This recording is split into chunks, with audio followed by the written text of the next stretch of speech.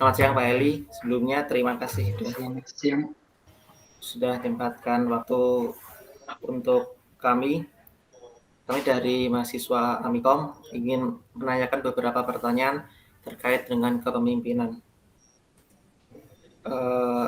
Yang pertama, sebelumnya Pak Eli bekerja di bidang apa dan sebagai apa, Pak? Oke, saya bekerja di perusahaan namanya PT Anak Bangsa Cerdas Digital. Posisi saya di perusahaan tersebut sebagai direktur.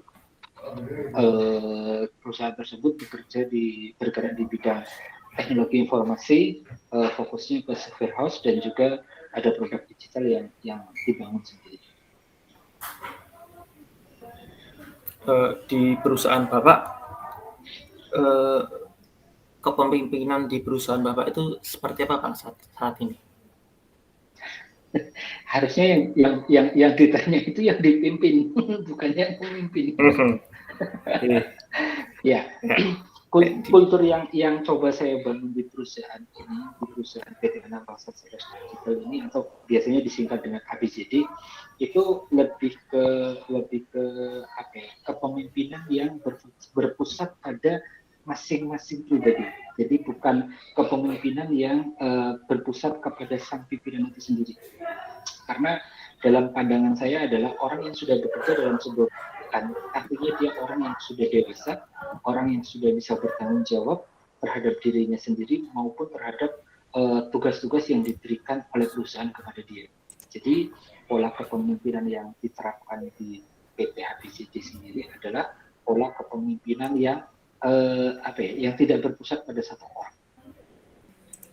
Pak, dengan banyaknya tim atau karyawan di PT Anak Bangsa Cerdas Digital ini, bagaimana cara untuk menyatukannya dengan kepemimpinan Bapak?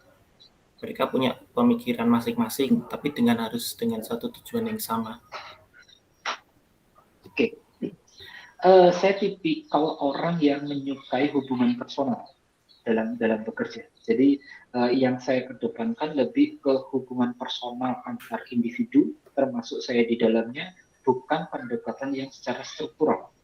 Artinya ketika sedang berbicara tentang pekerjaan, itu akan terlihat secara strukturalnya.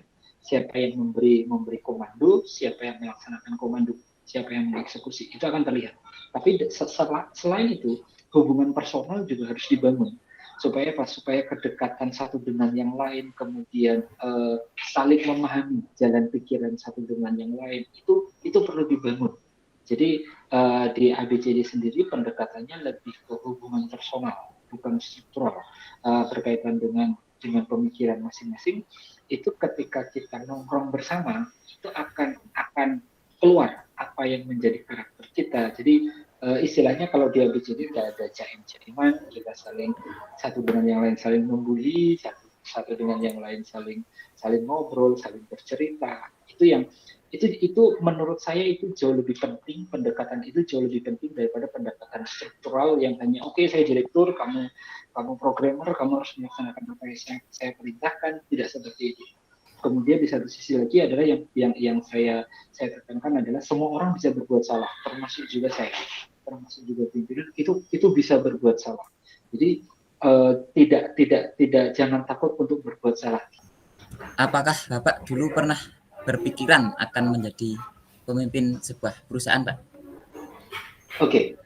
Kalau berpikir ini berbicara mimpi ya, maksudnya berbicara cita-cita ya. Memang dari dulu saya pengen bercita-cita bukan menjadi pimpinan sebuah perusahaan, tapi saya ingin menjadi fasilitator ya. Saya mengistilahkan lebih, saya ke teman-teman yang di PT Anak Bangsa juga saya memposisikan diri sebagai fasilitator, bukan sebagai pemimpin ya. Jadi saya Melayu. Jadi posisinya saya lebih menyukai melihatnya dari sisi begini. Ketika menjadi seorang fasilitator adalah saya bercita-cita dari dulu adalah membangun sebuah perusahaan di mana itu ya jelas membuka lapangan pekerjaan buat orang banyak, kemudian bisa memberi ruang untuk masing-masing orang itu berkembang, belajar dan berkembang. Itu yang saya cita-citakan dulu. Saya tidak tahu apakah itu sebagai seorang pemimpin atau apapun, tapi saya lebih menyukai istilah fasilitator, memberi fasilitas untuk orang belajar, berkembang, dan ya kapasitas dirinya jadi lebih berkembang. Itu dulu cita-cita saya. Kalau cara Bapak dalam mengembangkan dan meningkatkan para karyawan dengan karyawan masing-masing itu gimana, Pak? Sebagai seorang pemimpin. Ya, tadi seperti yang saya sampaikan di awal tadi bahwa di ABCD ruang berbuat kesalahan itu besar. Artinya saya sering berbicara, mungkin juga Rifki pernah mendengarnya, bahwa kesalahan paling fatal ada. Kalian bisa melakukan kesalahan apapun. Yang penting jangan bakar kantor. Kalau bakar kantor bubar gitu. Susah. Tapi kalau kesalahan yang lain ketika mengerjakan tugas ada kesalahan, ya masalah logika atau masalah typo atau masalah pemilihan warna dan sebagainya, itu hal yang biasa. Kita bisa diskusikan, kita bisa obrolkan bersama, kita bisa mencari jalan-jalan dan masing-masing dari teman-teman yang ada di sini juga mereka bisa mengekspresikan ide apa yang ada di kepala mereka, bebas, tanpa harus mengikuti rule seperti ini, tidak, tapi bebas, silakan monggo. Nah, dengan seperti itu masing-masing individu di ABCD itu akan berkembang sesuai dengan kapasitasnya masing-masing. Selain itu juga dengan mereka mengeluarkan ide mereka, artinya mereka tahu apa yang sedang mereka lakukan. Tidak hanya sekedar oke, saya melaksanakan tugas saya, enggak, tapi mereka harus tahu bahwa mereka ini sedang buat apa sih, apa yang harus mereka lakukan. Dengan mereka diberi ruang sebebas-bebasnya untuk mengekspresikan dirinya, itu mereka akan bertumbuh, mereka akan berkembang. Nah, tugas sebagai pimpinan atau sebagai fasilitator itu hanya membuat guideline-nya, tidak boleh keluar dari track, tidak boleh keluar dari jalur. Ya, tujuannya adalah seperti ini, hanya itu. Yang lainnya bisa dilakukan sendiri-sendiri masing-masing. Pak, saya akan bertanya. Selama Bapak memimpin itu pernah merasa kesulitan nggak? Kesulitan terbesar yang Bapak alami selama memimpin itu seperti apa? Boleh diceritakan? Ya, Rifki itu yang paling sulit.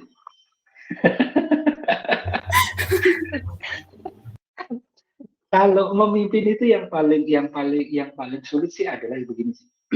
Terkadang karena saya lebih menyukai ini mungkin lebih ke hal-hal personal ya. Maksudnya saya lebih menyukai hubungan yang personal, hubungan satu dengan yang lain dekat. Saya tidak bisa maksudnya hubungan saya dengan teman-teman di sini ya benar-benar saya tidak mau ada jarak. Nah, terkadang tidak semua orang bisa menerima itu. Tidak bisa semua orang menerima bahwa suatu saat saya harus bersikap sebagai pimpinan. Saya harus bersikap sebagai seorang yang ya ini perintah, bukan maksudnya bukan bukan pembicaraan antar kita tongkrongan, tapi ada kalanya saya harus memberikan perintah. Nggak bisa, kamu nggak bisa begini. Kalian bisa mengeluarkan pendapat, tapi keputusan di tangan saya. Nah, tidak semua orang bisa memahami itu. Yang selama ini saya rasakan adalah kalau teman-teman di ABCD mereka bisa memahami itu, bahwa kita ketika waktu senggang kita ngobrol saling membuli satu dan yang lain, oke. Tapi ketika saya harus memposisikan diri sebagai pimpinan, saya harus memberikan komen, saya harus memberikan perintah, mereka mendengarkan. Nah, tapi tidak dalam perjalanan kemarin memang tidak di ABCD, tapi di perusahaan yang lain ada beberapa yang karena merasa sudah nongkrong, sudah ini dan sebagainya, ketika saya memberikan perintah, mereka tetap menganggap bahwa kenapa kamu memerintah saya? Nah, itu yang agak berat di sana. Tapi kalau selama di ABCD belum ada hal yang berat yang sangat mengganggu sekali. Saya izin bertanya, Pak. Ya, monggo. Apa kejadian paling mengesankan selama Bapak menjadi kepemimpinan dalam perusahaan? Tolong diceritakan sedikit. Yang paling berkesan ya? Iya, Pak. Oke. Dan yang berduka, Pak. Oke. Ya. Kalau buat saya saya paling menyukai ketika memimpin sebuah perusahaan atau sebuah tim adalah ketika kita berdiskusi dan masing-masing anggota tim itu berani bersuara dan berani mendebat saya. Itu sangat-sangat menarik. Kenapa? Karena mereka tahu apa yang mereka kerjakan. Jadi kalau kita di ABCD itu kita ada weekly meeting setiap hari Sabtu, itu kita saling masing-masing harus mempresentasikan pekerjaannya, kemudian masing-masing orang bisa berkomentar, masing-masing orang bisa memberikan pendapatnya, termasuk saya. Terkadang saya ada salah ketika saya memberikan komentar, ketika saya enggak, ini harusnya begini, ini harusnya begini. Terkadang ya dengan banyak pikiran dan sebagainya lupa. Kemarin saya ngomong A, kemudian saya ngomong B dan sebagainya. Tapi masing-masing dari mereka mampu dan bisa untuk menyuarakan bahwa enggak, kemarin Bapak bicara begini. Artinya buat saya itu sangat berkesan. Kenapa sangat berkesan? Satu, tipe kepemimpinan saya, hubungan personal tadi itu berarti berjalan. Mereka tidak merasa ketika mengkritik saya, ketika menyampaikan pendapat, mereka tidak segan. Tapi yang mereka sampaikan. Itu yang pertama. Yang kedua, ketika mereka bisa mendebat saya, ketika mereka berani mengungkapkan pendapat mereka, artinya mereka tahu apa yang sedang mereka kerjakan. Itu yang buat saya sangat menyenangkan sekali. Jadi ketika kita diskusi bisa seperti orang gontok-gontokan tanpa ada jarak, siapa pimpinan, siapa ini, nggak ada. Dan itu yang saya sangat menyukai. Bapak pernah merasa ketika Bapak berbicara di depan umum gitu, Bapak pernah merasa gugup atau takut pendapatnya ditolak begitu nggak Pak? Kalau enggak, bagaimana tipsnya begitu? Oke. Saya pada dasarnya kalau di pengelompokan antara ekstrovert dan introvert, saya cenderung introvert. Saya lebih menyukai menyendiri, saya lebih menyukai menikmati hidup saya sendiri dibandingkan saya harus berbicara dengan orang banyak. Makanya saya menyiasati kepemimpinannya adalah saya membangun hubungan personal.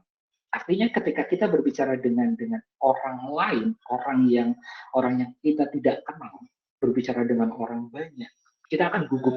Semua orang pasti akan mengalami itu.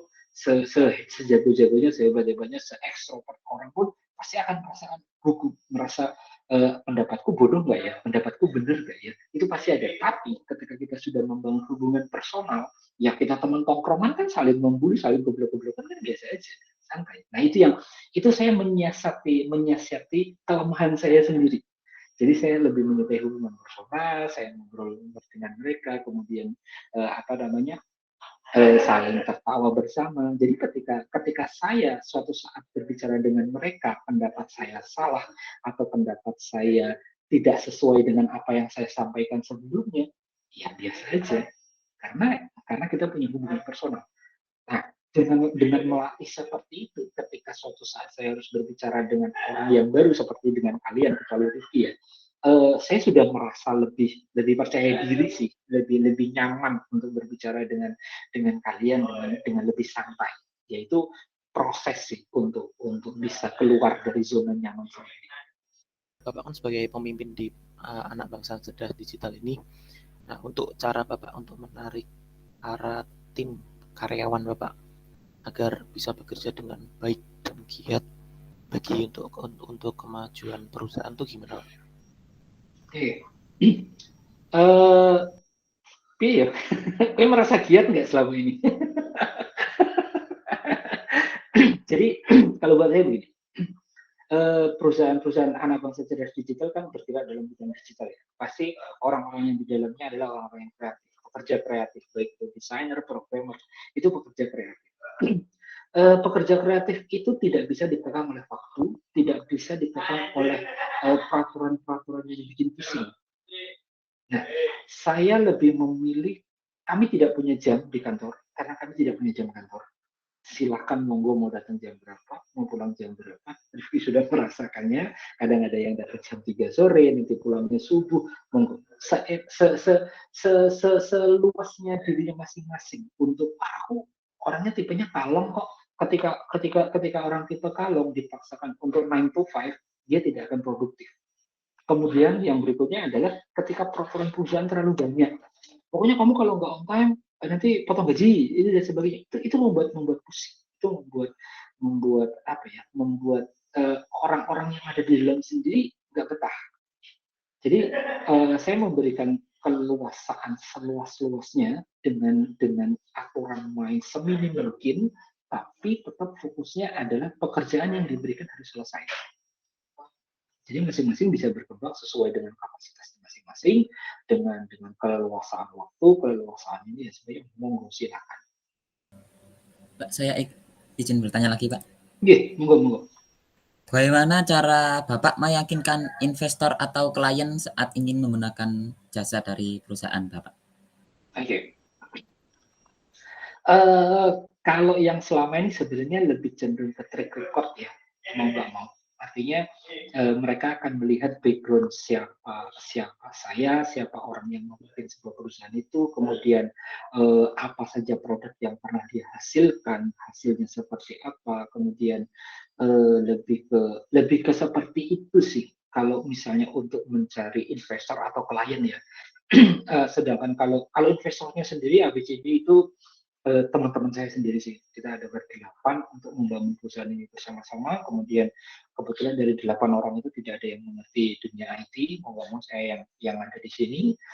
Kemudian kalau untuk masalah klien, lebih ke saat ini ABCD sendiri jujur kita masih mengandalkan promosinya masih dari teman-teman yang tahu bahwa saya bangun perusahaan, mereka ada klien, mereka bawa ke ABCD, kami mengerjakan. Tapi ada beberapa juga yang kita dalam cara pembicaraan ya klien-klien lama saya ketika saya dulu bekerja di perusahaan yang lama ataupun ketika saya freelance, mereka tahu saya membangun tim sendiri, mereka juga membawa ya sempat kita berdiskusi beberapa proyek yang harus dikerjakan. Kalau untuk meyakinkan investor klien, itu salah satu kelemahan saya.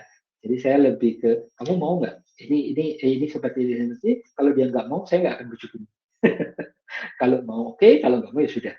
Nah, tapi sebenarnya itu juga bukan hal yang bagus juga. Saya juga sedang belajar ke sana bagaimana manage klien, bagaimana kita menjadi licin untuk bisa berkomunikasi dengan mereka. Tapi ya selama ini cara membujukinya adalah kita mendeliver produk yang bagus, produk yang sempurna, terus support sistemnya oke. Itu yang kita sedang mengarah ke sana. Dan saya rasa bahwa itu cara yang terbaik untuk membujuk mereka sih. Pak, mau tanya Pak, mungkin Ini terakhir nih Pak, dengan ya kepemimpinan yang Bapak jalankan sekarang, siapa tokoh yang menjadi dalangnya atau menjadi inspirasi Bapak untuk mempunyai gaya kepemimpinan seperti sekarang? Tokoh idola saya itu Hitler. Tentu gaya kepemimpinannya yang orang lihat bahwa seorang Hitler adalah orang yang sadis, orang yang bengis, orang yang tidak punya tidak punya pengampunan sama sekali. Tapi sebenarnya ada banyak sisi humanisnya dari seseorang Hitler. Artinya dia ketika dia menaati peraturan, dia mengambil alih kepemimpinan di Jerman melalui pemilu, kemudian dia punya hubungan relationship dengan orang-orang. Coba bayangkan, siapa yang mau rela mati untuk seorang pemimpin? Kalau dia tidak ada hubungan personal, kalau hanya sekedar hubungan atasan bawahan, nggak akan mau. Ya kan? Tapi ketika punya hubungan relationship yang bagus, lihat menteri-menterinya Hitler, orang-orang Hitler, mereka rela mati bunuh diri bersama dengan Hitler. Artinya kepemimpinan tidak melulu tentang komen, tapi juga tentang relationship. Itu penting. Terakhir Pak. Ya, monggo. Apa motivasi Bapak sebagai pemimpin untuk kami anak-anak muda Pak, supaya bisa mengikut penerus Bapak? Apa ya? Aduh, saya paling susah kalau harus di sini ini kantor miso-miso kan saya kan ngambil kata-kata bagus susah. Jadi kalau mau memotivasi sih ya ada kalanya ketika kita menjadi seorang pemimpin, artinya kita sudah selesai dengan diri kita sendiri. Kita harus bisa selesai dengan diri kita sendiri, kemudian yang menjadi fokus kita adalah orang-orang yang kita pimpin. Jangan pernah dalam kepala kita memanfaatkan orang-orang yang kita pimpin untuk kepentingan kita pribadi. Itu bukan pemimpin yang baik. tapi adalah bagaimana seorang pemimpin adalah seorang pelayan. Jadi makanya saya lebih suka melabeli diri saya sendiri adalah fasilitator. Artinya saya akan memberikan fasilitas, kemudian saya akan melayani teman-teman yang bekerja bersama dengan saya untuk mereka berkembang, untuk mereka bertumbuh, dan mereka harus ada di posisi saya suatu saat. Karena nggak mungkin selamanya saya akan ada di posisi ini. Jadi kalau untuk teman-teman yang ada di sini, bangun relationship sebanyak mungkin. Nilai akademis penting, tapi bukan satu-satunya. Relationship, pertemanan itu jauh lebih penting kalian mengarungi hidup dalam bidang apapun. Oke, ya belajar sih belajar, tapi harus diimbangi. Enggak, jangan terlalu serius dengan belajar.